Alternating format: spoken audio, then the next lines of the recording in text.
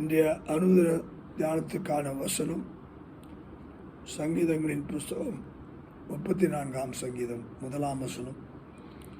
கர்த்தரை நான் எக்காலத்திலும் ஸ்தோத்தரிப்பேன், அவர் துதி எப்போதும் என் வாயில் இருக்கும். கர்த்தருக்குள் என் ஆத்மா மேன்மை பாராட்டும், சிறுமைப்பட்டவர்கள் அதை கேட்டு மகிழ்வார்கள். இதற்கு தலைப்பு நான் கொடுக்க வேண்டும் என்றால், Praise the Lord at all times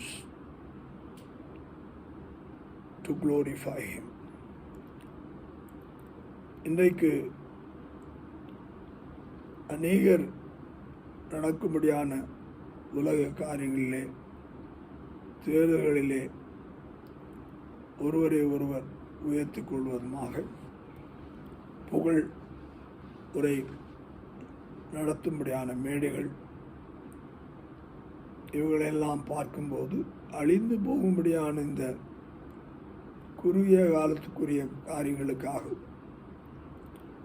புகழ்ச்சியும் மகிமையும் மக்கள் செலுத்தும்படியான இந்த காலகட்டத்துக்குள்ளாய் இந்த வார்த்தை நமக்கு ஒரு பெரிய வெளிப்பாட்டை நம்ம உள்ளத்திலே வைக்கிறதா இருக்குது. அது என்னென்று பார்க்கும்போது, நம்மை படைத்த தேவன், அவர் கர்த்தர், அவர் மாறாதவர், அவர் இருக்கிற வண்ணமாகவே இருக்கிறவர். இப்படிப்பட்ட அந்த வல்லமையுள்ள தேவன் எப்பொழுதும் ஸ்தோத்திரப்படத்தக்கவர். ஏனென்றால் இன்றைக்கு காற்று, தண்ணீர், உணவு சகலமும், உண்ண உணவு, உடுக்க உடை, தங்கியிருக்க வீடு சகலத்தையும் அவர் தருகிறது மட்டுமல்ல, இயற்கையை அவர்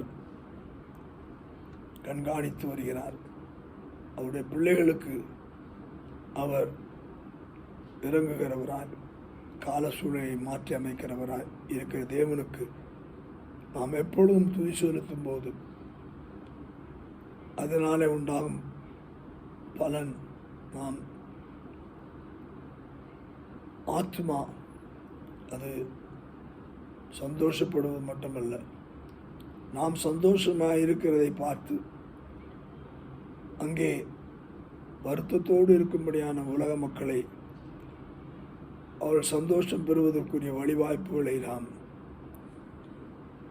செலுத்தத்தக்கதாக தேவன்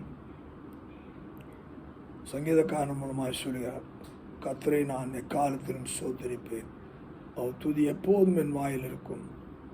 சிறுமைப்பட்டவர்கள் அதை கண்டு மகிழ்வார்கள்.